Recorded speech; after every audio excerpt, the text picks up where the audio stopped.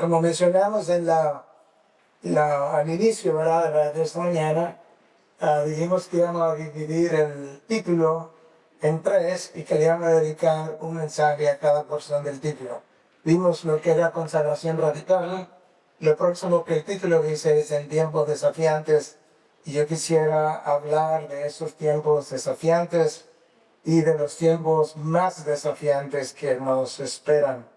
De manera es que quisiera que pudieran prestar especial atención, porque lamentablemente en Occidente, que es donde vivimos, toda Europa está en Occidente, Estados Unidos, Canadá está en Occidente, y Latinoamérica en gran parte puede ser considerada en Occidente, aunque Latinoamérica no está viviendo los mismos tiempos necesariamente que la otra parte de Occidente. Pero Clark Truman, un historiador de la iglesia muy reconocido, contemporáneo en nuestros días, habla de que la secularización de la iglesia en Europa tomó 200 años.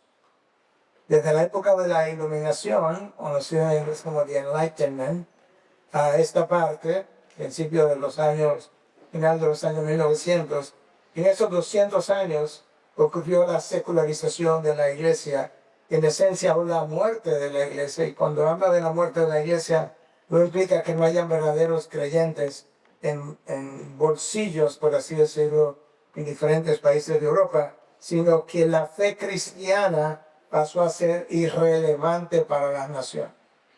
Nosotros tenemos que recordar que la reforma protestante no fue simplemente una reforma, fue una revolución. Lo revolucionó todo por años. Revolucionó las leyes, revolucionó la ciencia, revolucionó la educación, revolucionó el comportamiento social, la medicina, lo cambió todo. Simplemente porque la gente que abrazó el cristianismo y la reforma fue a vivir su cristianismo en la sociedad. Y tú tienes un William Wilberforce que luchó en esta nación por 26 años para la abolición de la esclavitud. Él no dejó de ser abogado, él siguió siendo abogado y legislador. Y en el Parlamento peleó, luchó por 26 años hasta conseguir la abolición de la esclavitud.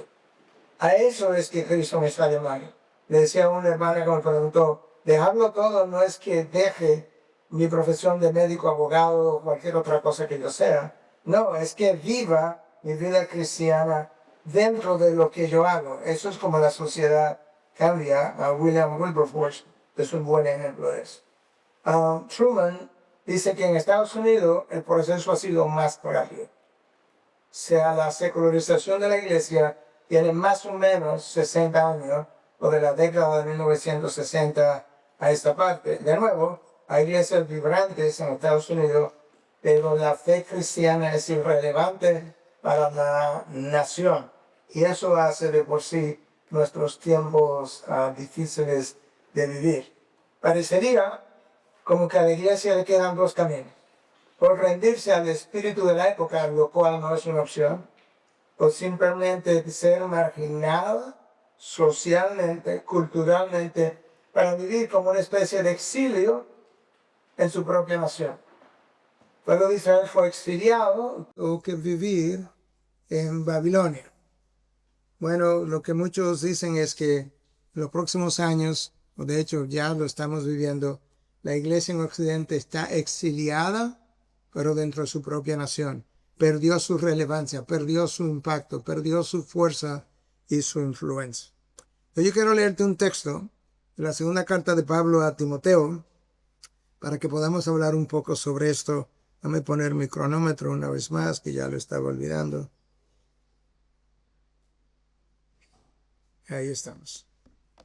Escucha lo que Pablo le dice a Timoteo. Esta es su segunda carta. Es una carta, como le mencioné ayer en algún momento, es intensa, es final. No hay más carta después de esto.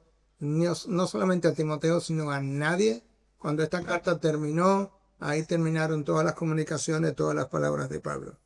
Escucha lo que Pablo le dice a Timoteo. En su segunda carta, capítulo 3, versículo 1 al 5.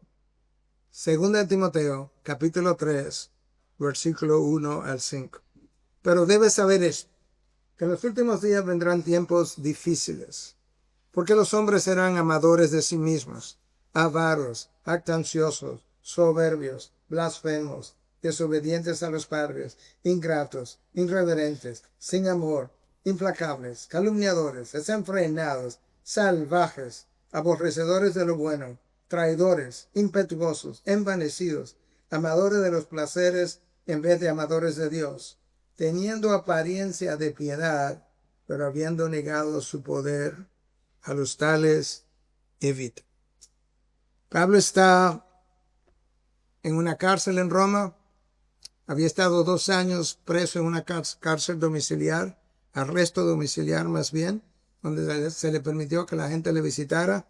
Pero ahora está en una cárcel, donde nadie le puede visitar prácticamente. Y le está hablando a Timoteo anticipando una muerte cercana. Pablo le quedaban días, semanas o meses, no sabemos cuánto tiempo después él murió, pero el tiempo era corto.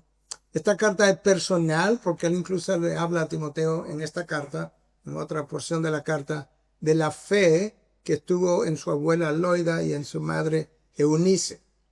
Y le habla de cómo esa fe, él aprendió la fe de ellas, de madre y abuela.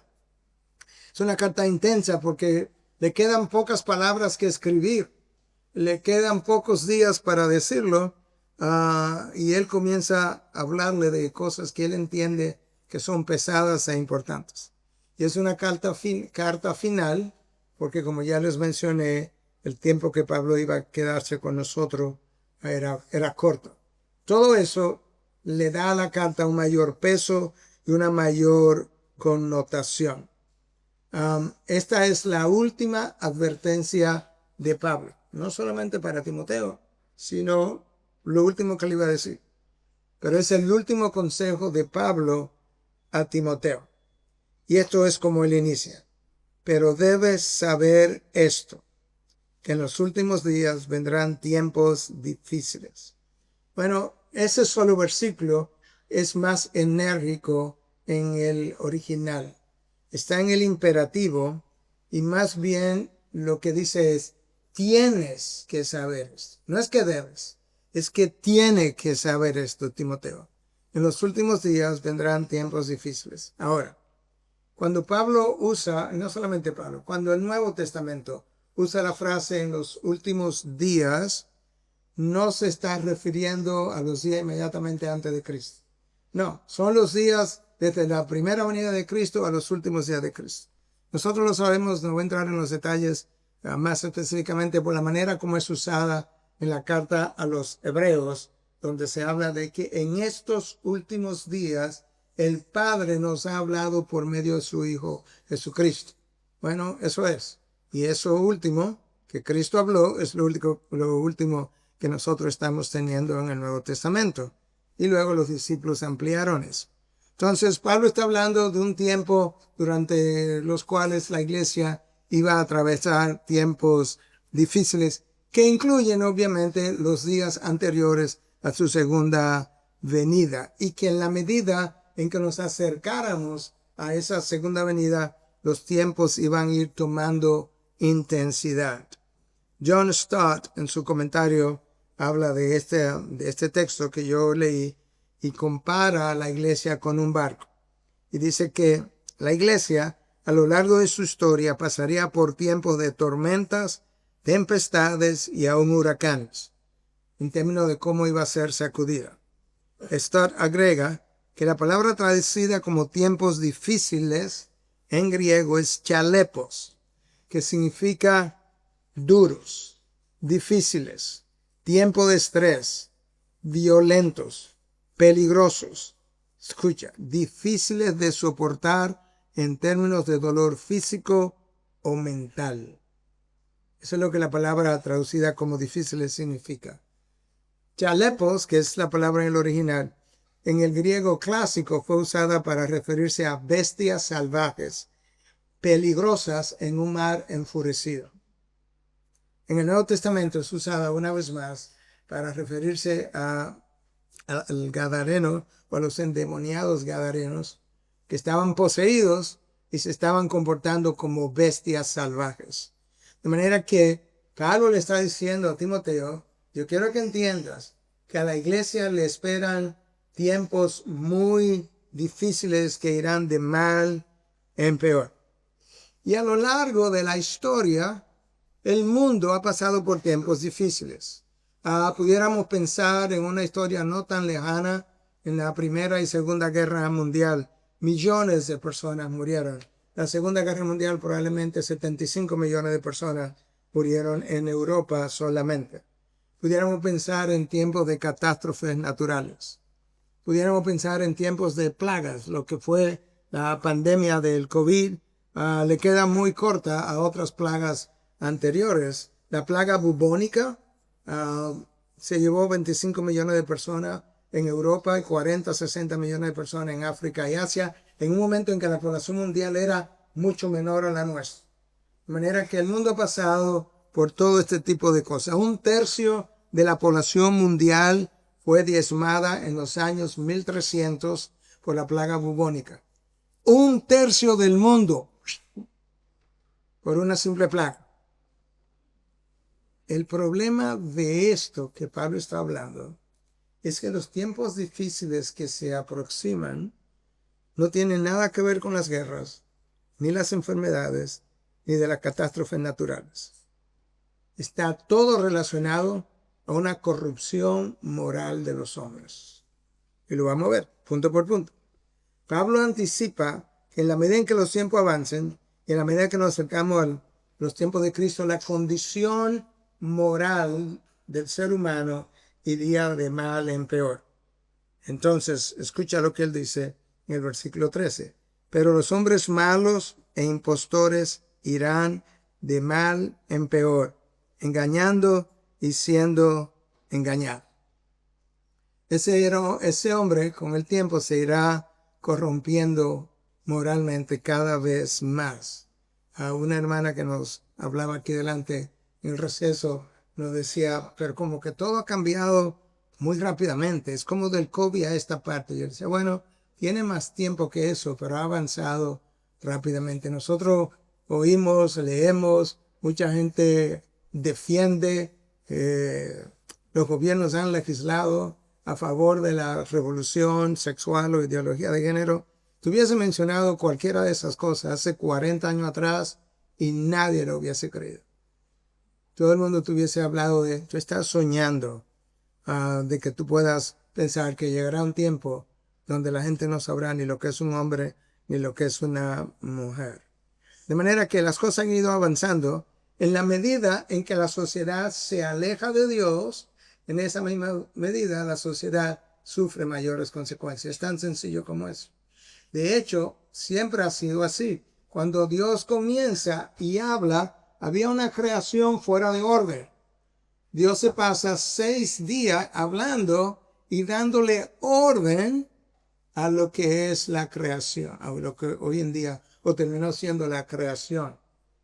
Porque Dios es el origen del orden. En la medida en que Adán y Eva pecan y se alejan de Dios, los 2 primeros hijos ya tienen una pelea. Y hay uno que mata al otro y es una familia de 4 personas. Te das cuenta de las consecuencias que tiene alejarte de Dios. Y lamentablemente nosotros estamos en un momento donde el hombre y la mujer, que son reflejos de la imagen de Dios, están tan lejos de su Creador que su conciencia está cauterizada. Y esa es la razón por la que vemos el pecado como normal. Y vemos la piedad como algo extremo y como típico de fanáticos. Pero el pecado lo vemos como normal. No nos impresiona. Tú abres el periódico y ves que un padre mató a su hija y dice, wow, qué barbaridad. Y lo pasa y sigue como que no leíste nada. O que un padre abusó de su hija, dice, wow, qué horror. Y lo pasa y sigue. Y quizá al momento te está riendo porque como que viste algo que ya es parte de la normalidad. Y eso nos sigue dando a nosotros una idea de hasta dónde la conciencia, aún del cristiano, ha ido perdiendo sensibilidad. De manera que si Pablo le dice a Timoteo que en el primer siglo se acercaban tiempos difíciles, hay mucho más razones para pensar que 2000 años después se aproximan tiempos verdaderamente caóticos. Y los tiempos que Pablo describe aquí son espeluznantes. Pablo usa 19 adjetivos para dejarnos saber de qué clase de tiempo estamos hablando. Y oye lo que Pablo hace. Él da una lista de 19 adjetivos y los coloca en medio de 2 portalibros. Cada portalibro de eso es una frase. La primera es: los hombres serán amadores de sí mismos. Así que Pablo comienza. Y la última frase, es el último portalibro, dice: no serán amadores de Dios. Esos son los 2 portalibros. Si no son amadores de Dios, ¿qué serán? Amadores de los placeres, versículo 4. Los hombres estarán tan centrados en sí mismos que experimentarán una corrupción en algo que es crucial a la fe cristiana, es la habilidad de amar. Yo le decía el domingo pasado a la iglesia nuestra, bueno, el último domingo que prediqué, le decía que la columna vertebral de la fe cristiana es el amor. Cuando Dios amó al mundo, decidió rescatarlo de su perdición.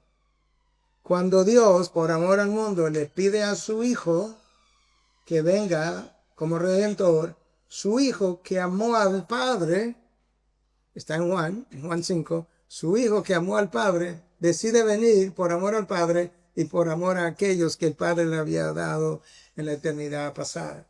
Y luego nos pide a nosotros que amemos al prójimo, que amemos a Dios sobre todas las cosas, que amemos al prójimo, que amemos hasta el enemigo, y que la ley entera se resume en 2 mandamientos: ama a Dios y ama al prójimo. Eso dijo Cristo. Estos hombres tienen una inhabilidad en su capacidad de amar. Te lo voy a leer. Tienen una corrupción en algo que es central a la fe cristiana. Déjame leerte lo que Pablo dice. Serán amadores de sí mismos, versículo 2. Amantes del dinero, versículo 2. Sin amor, versículo 3. Amadores de los placeres, versículo 4. No amadores de Dios, versículo 4. 1, 2, 3, 4, 5 veces Pablo nos dice la corrupción de la capacidad de amar de estos hombres. 5 distorsiones de una misma característica. ¡Wow! La frase clave que nos ayuda a ver este texto entero es esta en el versículo 2. Los hombres serán amadores de sí mismos. Eso es lo que define el resto. Cuando te amas a ti mismo, tú demandas que el otro apruebe, celebre y legisle a favor de lo que tú quieres. Y nosotros estamos en medio de una generación conocida por el mundo secular como la generación narcisista. En el año 2009, 2 autores norteamericanos no cristianos escribieron un libro que se llamó La epidemia narcisista. Ellos entienden que alcanzó su pico entre el 2005 y 2006 con Facebook y YouTube. Porque ahora todo el mundo dice: mírame a mí, mira dónde estoy, mira con quién estoy, mírame lo que como. Todo el mundo. Entonces, cuando te haces amador, cuando somos amadores de nosotros mismos, tú demandas, primero, tú crees que mereces todo lo que tú quieres. Segundo, tú demandas que se apruebe todo lo que tú desees. Y me siento rechazado cuando tú no estás de acuerdo con lo que yo pienso, aún si mi definición cromosómica y anatómica y hormonal y estructuralmente cerebral no concuerda con lo que yo siento, pero tú tienes que aprobar lo que yo siento. Es la primera generación que quiere definir la realidad en base a sentimientos y no en base a la verdad. La definición de verdad es aquello que corresponde a la realidad. Hasta esta generación. para esta generación, verdad, es lo que yo siento ser. Y ahí tú comienzas a ver las diferencias. Entonces, esta es la primera generación que quiere hacer eso. Agustín de Hipona, conocido por los católicos como San Agustín, nosotros lo conocemos como uno de los grandes teólogos de la iglesia. En el siglo IV, siglo V, él escribió un libro que se llamó La ciudad de Dios. Escucha lo que él dice. Dos amores han fundado dos iglesias. El amor a sí mismo hasta llegar a despreciar a Dios. Esa es la ciudad terrenal. La ciudad celestial fue fundada por el amor de Dios, o el amor a Dios, hasta despreciarse a uno mismo, de lo cual hablamos. La primera se glorifica a sí mismo. Esa es la terrenal. La última glorifica al Señor. Esa es la celestial. Pero cuando el hombre se ama a sí mismo, él no tiene amor por Dios. Y mucho menos por el otro. Imagínate una sociedad donde no hay amor por Dios ni amor por el otro. Yo te voy a decir, no sé si podremos imaginarlo, ¿cuál sociedad luce así ya? El infierno. En el infierno nadie tiene amor por Dios y nadie tiene amor por el otro. Y Pablo dice, vienen tiempos de ese tipo. Si no amas a Dios, si no tienes amor por Dios, tampoco tendrás temor de Dios. Si no tienes temor de Dios, tampoco tendrás temor del pecado. Si no tiene temor del pecado, tampoco tiene temor a sus consecuencias. Si no tiene temor a sus consecuencias, va a vivir la vida loca. Estos hombres, Pablo lo describe como amadores de sí mismos. Están tan corrompidos en su naturaleza que Pablo los llama que tienen una mente hostil hacia Dios y su verdad. No es simplemente que ignoran a Dios, es que odian a Dios. Y lo que ocurre es que cuando te amas a ti mismo, te vuelves jactancioso. El orgullo humano nos vuelve soberbio, que es uno de los adjetivos que Pablo usa en esta descripción. La palabra soberbio en la ESV, the English Standard Version, es traducida como arrogante o como blasfemo. La Nueva Traducción Viviente traduce la frase como se burlarán de Dios. Blasfemos hasta burlarse de Dios. De manera que los hombres serán jactanciosos, soberbios, blasfemos, se burlarán de Dios. Desobedientes a los padres. Obviamente no se está refiriendo a hijos que ya viven fuera de la casa. Si son desobedientes a los padres, se está refiriendo a hijos que todavía están bajo la tutela de sus padres. La violación del quinto mandamiento de la ley de Dios será algo común y corriente. Honra a padre y madre. No, eso no va a estar. Estos niños serán desobedientes a sus padres mientras estén todavía bajo su tutela, y con las nuevas legislaciones pasadas en múltiples naciones, concediéndole a niños derechos por encima de los derechos de sus padres, básicamente ellos estarán amparados por la ley para rebelarse contra sus padres. Amparados por la ley. Eso te dice a ti que cuando esos niños dejen de ser niños, su nivel de corrupción moral será desastroso. Pero esa es la corrupción moral y la rebelión que va a ir alcanzando una edad cada vez más adulta. Si ya nosotros tenemos, aún en la historia de la iglesia, en los años dorados de la iglesia, una tendencia natural a la rebelión, imagínate cuando esa rebelión sea empujada desde una temprana edad y amparada por las leyes. No sé si recordará la legisladora de España, gracias a Dios ya no está, pero sigue como activista política, Irene Montero, que decía que los niños tienen derecho a tener relaciones sexuales con quien les dé la gana. No sé si lo oyeron, pero yo lo oí múltiples veces. Imaginémonos una sociedad donde desde los gobiernos le estamos diciendo a los niños cosas como estas. Los hombres entonces, Pablo dice, serán ingratos. Claro, porque si me enseña a rebelarme contra mis padres, lo que me dieron la vida, lo que me trajeron al mundo, me enseña a rebelarme contra ellos, ¿A quién es que yo le voy a dar gracias? ¿A quién es que yo le voy a ofrecer gratitud? ¿O hacia quién voy a tener gratitud? No, hacia ninguno. Los hombres serán ingratos, irreverentes. No habrá nada sagrado. Entre lo sagrado y lo profano no van a hacer la diferencia. Eso es una de las acusaciones de Dios contra los sacerdotes del pueblo de Israel, cuando le dices, a mi pueblo no le enseñaste la diferencia entre lo sagrado y lo profano. Y muchas veces eso comienza desde el púlpito.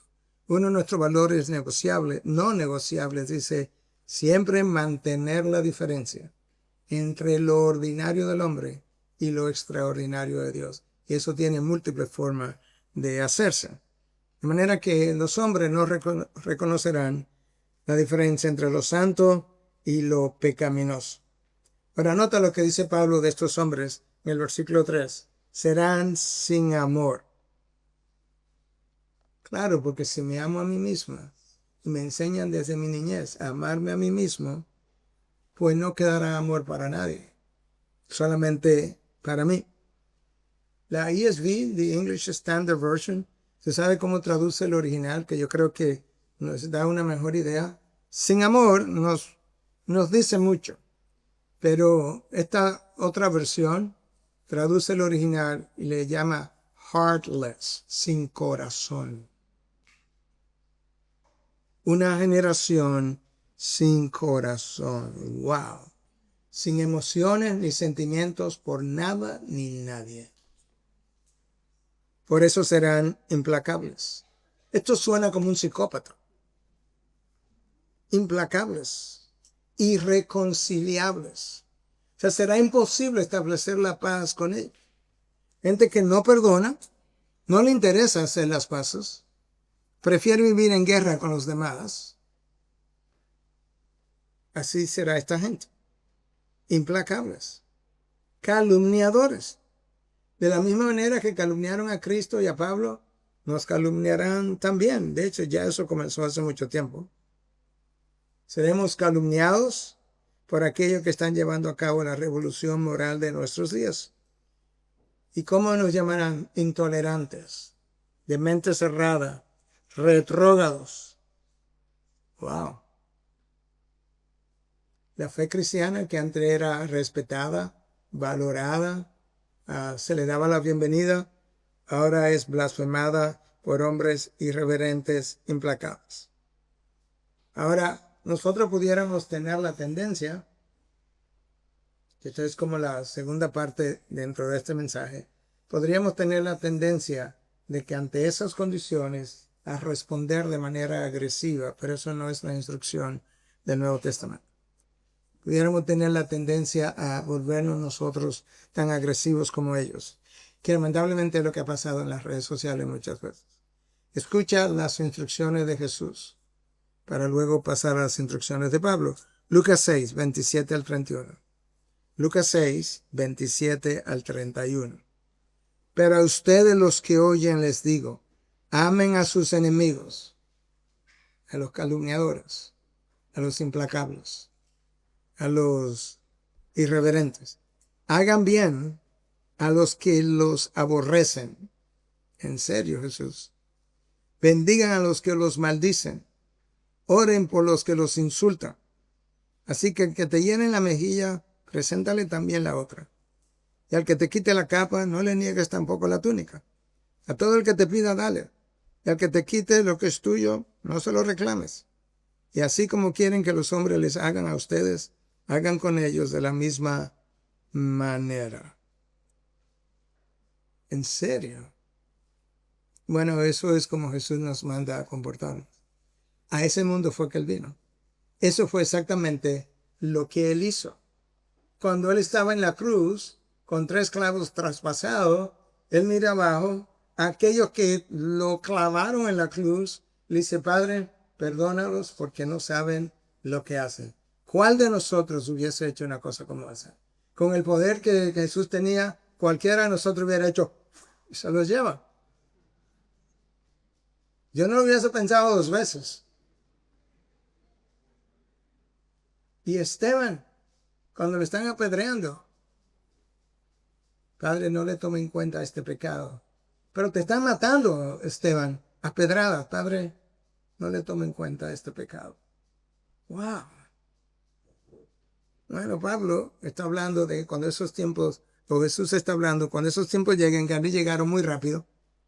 Esta es la forma de reaccionar. Pablo está diciéndonos a nosotros que estos hombres serán desenfrenados, salvajes, aborrecedores de lo bueno, desenfrenados, sin dominio propio. Con pasiones sin frenos. Yo he visto cosas, videos hechos en las calles que yo no podría contárselo a ustedes. No videos pornográficos para pornografía. No, tomado en las calles y puesto como si fueran noticias, que tú dices, pero ¿será posible? Sin ningún, bueno, como le dijo el Señor a Israel en un momento dado, ustedes no saben ni ruborizarse. O sea, ustedes han llegado a un grado de depravación tal que ustedes no saben ni siquiera ruborizarse. De esa misma manera, a veces cuando veo estas cosas, digo, la verdad que esa gente no sabe ni siquiera ruborizarse. Salvajes, brutales, no saben hacer lo bueno, aborrecen a Dios. Lo bueno le producirá aversión, repugnancia. ¿Tú te imaginas? No es que lo bueno, ellos van a decir, no, pero yo no pienso como ellos. No, yo voy a repugnar lo bueno. Eso es exactamente lo que estamos viendo con esta ideología de género. Y Pablo sigue en el versículo 4, los hombres serán traidores, impetuosos, envanecidos, amadores de los placeres en vez de amadores de Dios, teniendo apariencia de piedad. Ese es el problema. Que es con apariencia de piedad. Pero habiendo negado su poder, a los tales evita. Una buena ilustración es esta. La gente viene con apariencia de piedad porque nadie va a tu casa y te toca la puerta y te dice, mira, yo estoy planificando irme al infierno, ¿tú quieres venir conmigo? No. Te puedes venir con la Biblia en la mano y presentarte un plan maravilloso para tu vida. Y el hombre o mujer narcisista dice, en serio, yo también me amo a mí mismo y tengo un plan maravilloso para mi vida. Y te vende un evangelio que no es el evangelio. Y por tanto, llegas a un cielo que no es el cielo. La palabra de Dios llama al hombre a amar a Dios de manera suprema. Los hombres de esos tiempos van a creerse dioses o serán sus ídolos porque su amor supremo está dedicado a él. La palabra de Dios dice que en la presencia de Dios hay plenitud de gozo y deleites a su diestra. ¿Cierto? El hombre que se ama a sí mismo dice, en mi corazón hay plenitud de placeres y delicias cuando yo los vivo. Eso es como él quiere vivir. Eso es lo que él ama. Ahora, nota algo que no se nos puede pasar por alto. Es que Pablo le dice a Timoteo, a tales evita. En otras palabras, Pablo piensa que estos tiempos van a comenzar aún en tiempo de Timoteo. Lo único es que irán de mal en peor. Si Pablo le está diciendo a Timoteo que en sus días, a los tales evita, en sus días habrá hombres de ese tipo, pero que irán de mal en peor, 2000 años después, para usar una expresión muy dominicana, estamos feos para la película. Porque las cosas verdaderamente han ido empeorando de manera precipitada. Mi esposa y yo salimos de Estados Unidos en el año 97, después de vivir 15 años allá. Y tenemos ahora en Santo Domingo 26 años, 27 años. Ese no es el mismo país que nosotros dejamos. Impresionante, no lo es, en ningún sentido de la palabra. Y estos hombres que Pablo está describiendo, dice, mira, ellos van a tener apariencia de piedad. Entonces, ¿qué hacemos? Porque si simplemente le describo los tiempos y no le describo qué hacemos, entonces lo estoy dejando como a medias. Bueno, Pablo le dice en la misma carta a Timoteo, a mí me encanta la segunda de Timoteo, le dice en la misma carta a Timoteo, capítulo 2, versículos 24 al 26, de nuevo te repito, segunda de Timoteo 2, 24, 26, le dice a Timoteo cómo comportarse ante esa avalancha de personas. El siervo del Señor no debe ser rencilloso, sino amable para con todos, apto para enseñar, sufrido, corrigiendo tiernamente a los que se oponen, por si acaso Dios le da el arrepentimiento que conduce al pleno conocimiento de la verdad, y volviendo en sí escapen del lazo del diablo, habiendo estado cautivos de él para hacer su voluntad. Enseñanza número 1. El siervo del Señor no debe ser rencilloso, no debe ser contencioso, sino amable. Pablo no está prohibiendo la defensa de la verdad, lo cual él hizo múltiples veces, Cristo hizo múltiples veces. No, lo que Pablo está diciendo, cuando tú defiendas la verdad, no lo haga airadamente, no lo haga ofensivamente, no lo haga hirientemente, que es lo que he visto en las redes sociales, sobre todo durante la pandemia y después de la pandemia. Durante la pandemia yo veía a los cristianos morderse porque unos estaban a favor de la vacuna y otros estaban en contra de la vacuna. Pasó la pandemia.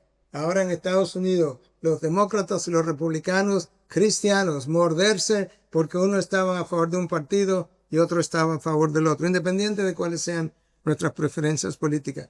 Eso no es como un cristiano se supone que se comporta.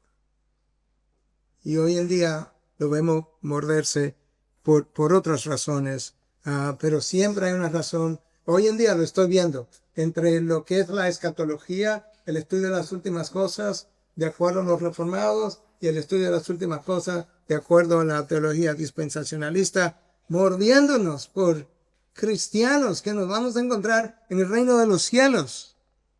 Pero ¿será posible? No leemos la palabra. Amables para con todos, aptos para enseñar. La palabra traducida como amable es epios, que es usada en 1 Tesalonicenses 2:7. ¿Tú sabes cómo? Para referirse al cuidado que una nodriza o enfermera le da a un bebé. De manera que Pablo me está diciendo, con tus oponentes, así de tierno tú debes ser.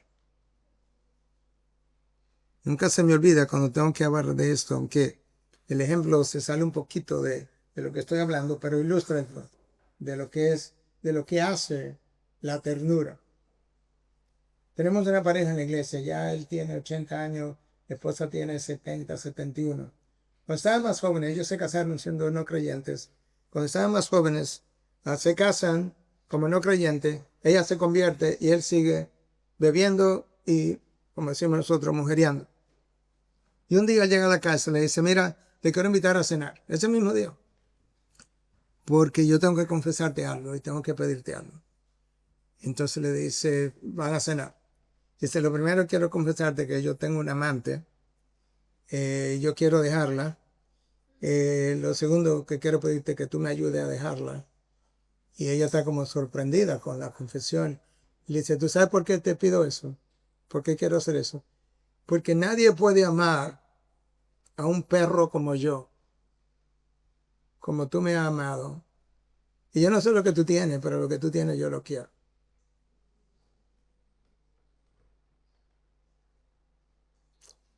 Es un buen ejemplo de lo que hace Dios cuando tú decides obedecer lo que Él enseña.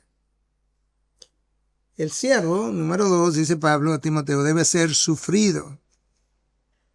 Si hay algo, yo tengo un sermón que prediqué para nuestra iglesia. Enseña a tu iglesia a sufrir bien. Pastores, hay algunos de ustedes aquí. Enseña a tu iglesia a sufrir bien. Porque para Dios es importante que yo termine bien, es importante que yo corra bien, pero es importante que yo sufra bien. Donde el texto de Pablo a Timoteo dice que debe ser sufrido, literalmente lo que significa es soportar la maldad sin resentimiento hasta el punto de tolerar la crueldad del otro de manera paciente. Déjame repetir eso otra vez. el siervo debe ser sufrido. Algunos de ustedes estarán pensando, pastor, déjenlo ahí, no la definición literal del original. ¿Qué es lo que implica? Soportar la maldad sin resentimiento. A nosotros nos dicen dos cositas y tenemos resentimiento. Hasta el punto de tolerar la crueldad del otro de manera paciente. Como Cristo en la cruz, Padre, perdónalo porque no saben lo que hacen. Como Esteban ante los que le apedreaban, Padre, no le tome en cuenta su pecado. La tercera enseñanza de Pablo para Timoteo es que debe ser apto para enseñar, para poder corregir tiernamente. Que puedas corregir tiernamente a los que se oponen. Pablo, pero explícame, toda esta amabilidad, todo este cuidado amoroso, yo no entiendo. Escucha la razón. Por si acaso, ¿quién sabe? Si Dios le concede el arrepentimiento viene de Dios, hermano, no es tuyo. Tú puedes confesar, pero el arrepentimiento viene de Dios. Por si acaso Dios le concede el arrepentimiento para que escapen del lazo del diablo que los tiene cautivos para hacer su voluntad. Tu primo, tu hermano, tu tío, tu esposo, tu esposa que no cree, hermano, está cautivo del lazo del diablo, aunque no lo ven, y están haciendo su voluntad.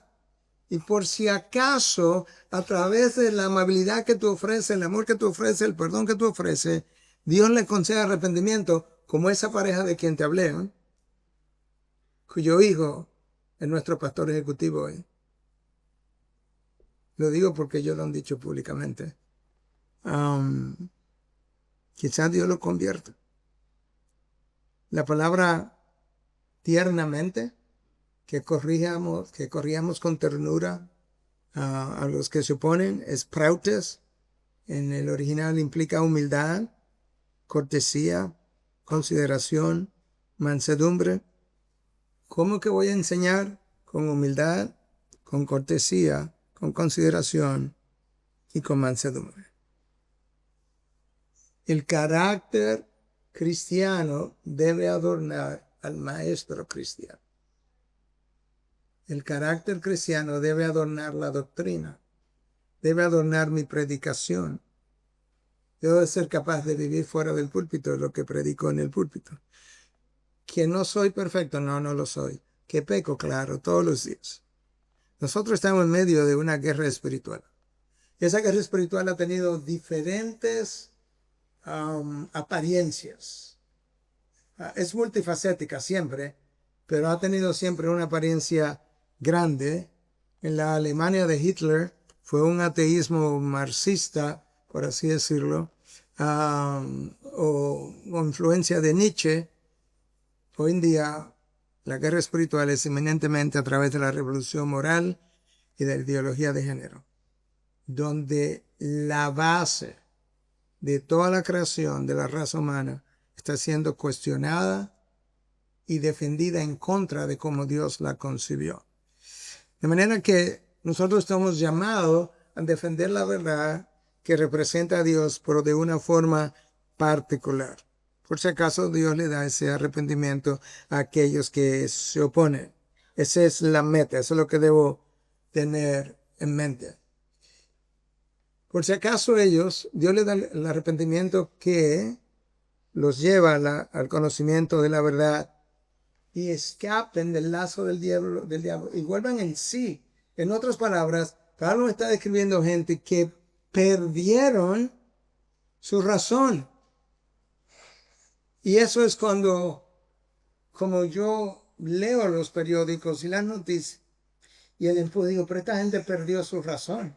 De hecho, hace pocos meses atrás hablamos de hacer un podcast que se llamara De Regreso a la Razón. Que la gente perdió su razón. Nosotros, por un lado, celebramos en Estados Unidos la primera jueza de color que subió a la Suprema Corte porque era mujer. Pero a ella le preguntaron en el interrogatorio que era mujer. Dijo que ella no sabía porque ella no era bióloga. Entonces, ¿qué es lo que estamos celebrando? ¿Te das cuenta de la irracionalidad donde nosotros hemos llegado? para que lleguen al pleno conocimiento de la verdad. Esta generación ha creído una mentira, como la creyó Adán y Eva. Es una mentira diferente, pero sigue siendo una mentira. Para que vuelvan en sí. ¿Tú recuerdas la historia del hijo pródigo? El hijo pródigo le dice a su padre que él quería llevarse lo suyo, lo que implicaba en esa época a desearle la muerte. O sea, como tú no te has muerto, dame lo mío, pero ojalá tú te hubieras muerto. Él se lleva lo suyo, lo gasta con prostitutas, en placeres. Y el texto dice que cuando él estaba comiendo algarroba, volvió en sí. De eso que Pablo está hablando. Por si acaso Dios le concede el arrepentimiento y los hace volver en sí y escapen del lazo del diablo que lo tiene cautivo para hacer su voluntad. Que vuelvan a la sobriedad. Están como en una embriaguez espiritual. De eso que Pablo está hablando. Y esa manera de tratarlos, ya te lo dije, en la vida de Jesús, en la vida de Pablo, en la vida de Esteban, en la vida de cada mártir. En la vida de cada mártir. Ningún mártir de la historia ha muerto maldiciendo a sus enemigos. Ninguno de ellos. De manera que en la medida que nosotros nos enfrentamos a estos tiempos, recuerda algo. El ser rencilloso no nos ayudará. El ser condenatorio no nos va a ayudar. El corregir con ira a los que se oponen no nos va a ayudar. Nosotros no vamos a tener a Dios de nuestro lado. La homofobia no puede tener lugar en el cuerpo de Cristo. Imposible. El rechazo de los que no creen tampoco. El sarcasmo contra ellos mucho menos. Hermano, yo no sé si lo has pensado, pero el homosexual, el bisexual, el transexual necesita lo mismo que el heterosexual, que el promiscuo, que el adúltero y que tú y que yo. ¿Qué necesita? Arrepentimiento, gracia de Dios y perdón de pecado. Ellos no necesitan nada diferente, absolutamente nada. No necesitamos la misma gracia del mismo Dios. Pablo le sigue escribiendo a Timoteo, que te estaba leyendo del capítulo 2, pero en 2 de Timoteo, capítulo 3, escucha lo que él dice, para que nosotros podamos entender lo que debemos esperar. 2 de Timoteo 3:12. Y en verdad, todos los que quieran vivir piadosamente en Cristo Jesús serán perseguidos. Espérate, Pablo, espérate. Ahora Pablo no me está hablando de los años de Timoteo, porque no todo el mundo fue perseguido. Pero nosotros vamos a llegar ahí. O sea, los sistemas de controles están avanzando de tal forma, vamos a llegar a un momento donde todo el que quiera vivir piadosamente será perseguido. ¡Wow! ¿En serio? Sí, Timoteo. Si nosotros queremos ser fieles como pastores, tenemos que comenzar a enseñar a la iglesia la realidad de la vida cristiana y de la vida cristiana que se aproxima. ¿Cómo seremos perseguidos para que aprendan a sufrir bien y que entonces no nieguen la cruz cuando llegue el momento? La cruz de Cristo es nuestra motivación. Nosotros hemos ido a dar testimonio de la verdad en forma singular, no de las verdades. Hay una sola verdad y es la verdad de Dios. Entonces Pablo, pastor, ya me habló del capítulo 2, ya me habló del capítulo 3 de la carta de Pablo a Timoteo. ¿Y qué más? Bueno, mira esto, capítulo 4. Recuerda, Pablo se está despidiendo. Este es el testamento de Pablo para Timoteo. Te encargo solemnemente, ya esa palabra casi me hace temblar, en la presencia de Dios y de Cristo Jesús, que ha de juzgar a los vivos y a los muertos, por su manifestación y por su reino, predica la palabra en medio de la oposición, insiste a tiempo y fuera de tiempo. Yo voy a agregar aquí un paréntesis con unas palabras que salieron de los labios de Ezequiel, de Dios para Ezequiel. Te escuchen o dejen de escuchar. En Ezequiel 2:5. Entonces, en tiempo y fuera de tiempo, redarguye, reprende, exhorta con mucha paciencia e instrucción. Porque vendrá tiempo cuando no soportarán la sana doctrina, sino que teniendo comezón de oído, acumularán para sí maestros conforme a sus propios deseos y apartarán sus oídos de la verdad y se volverán a mitos. Ahí estamos. Pero tú, sé sobrio en todas las cosas. Escucha, sufre penalidades. Haz el trabajo de un evangelista. Cumple tu ministerio. Ese tiempo llegó. La gente ha apartado su oído de la verdad. Prefiere el evangelio de la prosperidad al verdadero evangelio. La gente ha apartado su oído de la verdad para escuchar sus propios sentimientos. Si yo me creo una cosa, eso es lo que yo soy. Y ahora tenemos un hombre de 50 y pico de años, 3 hijos. En un momento dado, creyó que era una niña de 12 años y fue adoptado por una pareja en Boston. No sé cuál estaba peor. El hombre de 56 años, con 3 hijos, se cree una niña de 12 años, se viste como una niña de 12 años, juega con juguetes de 12 años y consigue una pareja que la adopte como niña de 12 años. La razón se fue. Tenemos que regresar a la razón, porque eso es un sinsentido, literalmente hablando. No puede ser que mis cromosomas digan una cosa, mis órganos digan una misma cosa, que mi estructura cerebral digan una misma cosa, que mis hormonas digan una misma cosa, pero que yo creo que soy otra y esa es la verdad. Perdimos la razón y apartamos el oído de la verdad para creer en una realidad conforme a nuestros sentimientos. Nunca visto en ninguna generación anterior. Déjame decirte algo. En el año 1990, si tuviera dicho cosas como la que yo estoy diciendo ahora, o en el 95, es más, en el 97, cuando Katy y yo llegamos aquí, si alguien hubiese estado hablando esta cosa que yo acabo de hablar, tú estás loco. Posible. Mira la rapidez del avance de la corrupción, de la verdad, del amor de los hombres. Entonces, pastor, en medio de todo este desastre que usted acaba de describir, ¿qué más hacemos? Bueno, yo creo que lo mejor es seguir usando la palabra para que nos instruya qué hacer, cómo vivir, cómo continuar. Y esto es lo que le tocó a Habacuc. Habacuc vivió tiempos diferentes. Con esto ya voy cerrando, que el tiempo se me fue. A Habacuc le tocó vivir tiempos diferentes. Incluso le dice en su primer capítulo a Dios, ¿hasta cuándo tú vas a permitir que mis ojos sigan viendo la maldad? Porque tus ojos son tan puros que no pueden ver la maldad. Y aquí estoy yo no la tolero, yo no sé cómo, lo estoy diciendo en mis palabras, pero en esencia, yo no sé cómo tú toleras esto porque yo no puedo. ¿Hasta cuándo es? Y entonces Dios le dice, bueno, mira, yo voy a traer una gente, otro pueblo, que va a juzgar a tu nación. Porque está hablando de la nación de Israel, la maldad en la nación de Israel. Yo voy a traer a los asirios, un pueblo cruel, que avanza rápidamente por las planicies.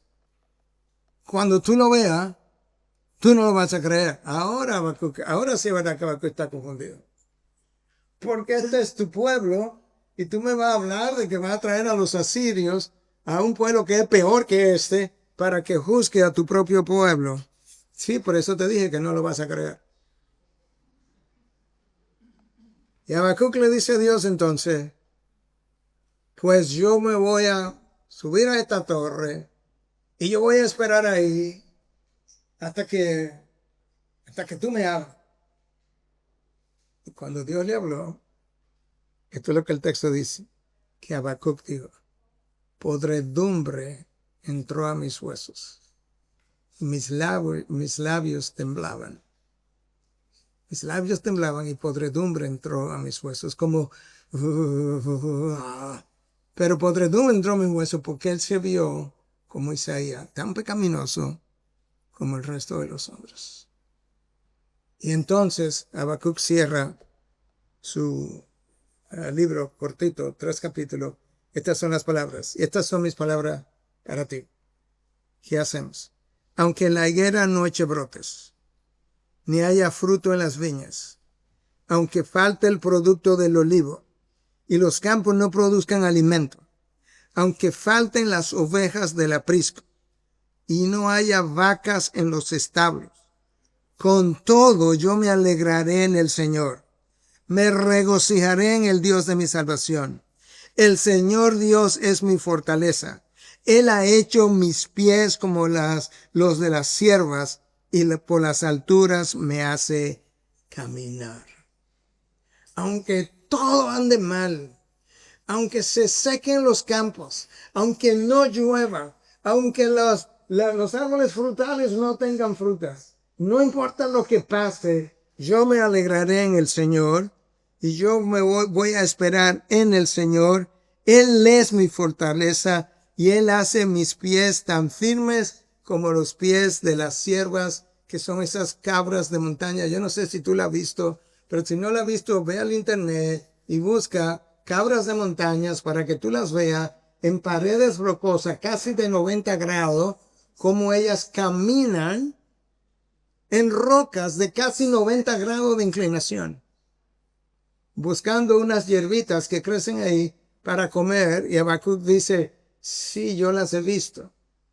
Y así como ellas caminan en esa pared casi de 90 grados, así de estable, tú has hecho mis pies. Es el Dios que te puede hacer firme en la tormenta, te puede anclar en medio de la tormenta. Y que en medio de esa tormenta tú puedas todavía ser no rencilloso, amable, afable, defender la verdad, confiando en Dios, pero sin ser, sin guardar resentimiento, sin desearle mal a tus enemigos, y recordando que aún el peor de los pecadores tiene la capacidad, si Dios lo concede, de ser salvo, aún en la cruz, en el último momento. Hay una historia bueno, ya he dicho como 3 veces, voy a cerrar, pero me entra otra historia. En eso estoy como en buena tradición paulina, porque él en la carta decía, pues, finalmente, y sigue 3 capítulos más adelante. Se me fue su nombre ahora, pero creo que su apellido es Nimrod o algo similar. Es un pastor de la Segunda Guerra Mundial, en la época de Hitler. Dice que él tuvo un sueño en una ocasión, donde el Señor se le presentó y le dijo, nunca le hablaste a Hitler de que yo le amo. El pastor cuenta que por el resto de su vida, ya Hitler había muerto. Ese sueño lo perseguía porque él, dice, él estuvo frente a Hitler múltiples veces. Habló con él. Tuvo múltiples oportunidades de poderle testificar y nunca lo hizo, porque siempre lo vio como su enemigo. Y entonces él decía, por eso el sueño me persigue. Y la idea es esta. Puede ser el ladrón en la cruz. El ladrón en la cruz era ladrón. No había hecho absolutamente nada bueno para ser salvo. Y fue salvo simplemente porque a último momento puso su confianza en Cristo. Y cuando llegó al cielo el ladrón en la cruz, Alistair Begg hace esta historia muy buena. Cuando llegó al cielo, él construye una historia ficticia, pero es como que llega el primer ángel que lo recibe, el ladrón en la cruz, ¿verdad? Dice, dime cómo tú llegaste aquí. No sé. ¿Cómo que tú no sabes? No sé. Déjame buscar al ángel supervisor para que él hable contigo, porque no entiendo. Viene el ángel supervisor. Vamos a ver, Señor. Comenzamos. ¿Tú sabes algo de la doctrina de la palabra de Dios? No tengo la menor idea. ¿Tú sabes algo de la doctrina de la justificación por la fe? Nunca oí de eso. Entonces, ¿qué tú haces aquí? ¿Cómo llegaste aquí? Dice, no sé, pero ¿cómo llegaste? Dice, porque el hombre de la cruz del medio dijo que yo podía venir. Gloria a Dios. En el último momento de su vida, él fue salvo por fe y por gracia. todo el mundo potencialmente pudiera ser salvo, no importa cuán perdido está, si Dios hace su elección. Padre, gracias. Gracias por tu palabra. Gracias por tu gracia que nos eligió sin nosotros merecerlo. Perdónanos cuando, pensándolo o no pensándolo, nos creemos más merecedores de esa gracia que otros pecadores. Recuérdanos que si no fuera por tu gracia, nosotros estaríamos en el futuro ardiendo en el infierno de fuego junto con el resto de la humanidad. Y que la única diferencia entre eso y la gloria que disfrutaremos es la gracia de Cristo, la fe depositada en Él y la elección tuya. Ayúdanos a vivir una vida que a ti te glorifique en tiempos desafiantes. En Cristo Jesús. Amén.